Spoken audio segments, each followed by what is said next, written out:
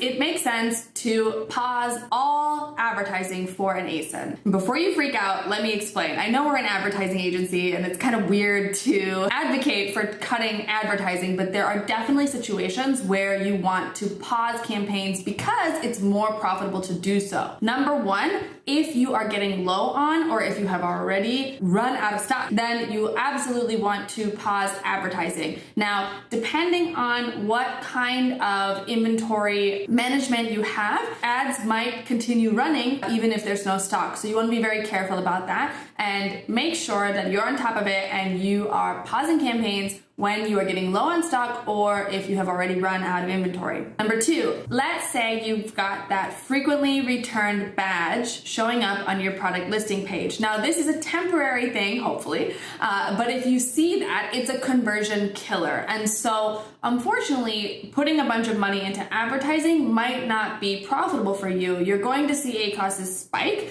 and you're just not going to convert while that badge is plaguing your listing. So I recommend dropping your price and trying to get sales that way, and hopefully those sales will not be returned and you'll be able to get that ratio back in check. Number three, it might make sense to pause advertising for an ASIN if your cost of goods changes. For example, if you are dealing with tariffs and hopefully it's temporary, but for a certain batch of products, your cost of goods changes such that it makes the profit margin on a product no longer profitable while you're running ads on it. So if your profit is negative after advertising, it might make sense to cut advertising either completely or scale it back. And finally, number four, if your ASIN is part of a big family and you've tested advertising on it and you know that for that particular variation, advertising is not profitable, then I recommend cutting advertising for that variation and letting the other ASINs in the family kind of pick up the slack. I hope that was helpful. Follow me for more Amazon tips.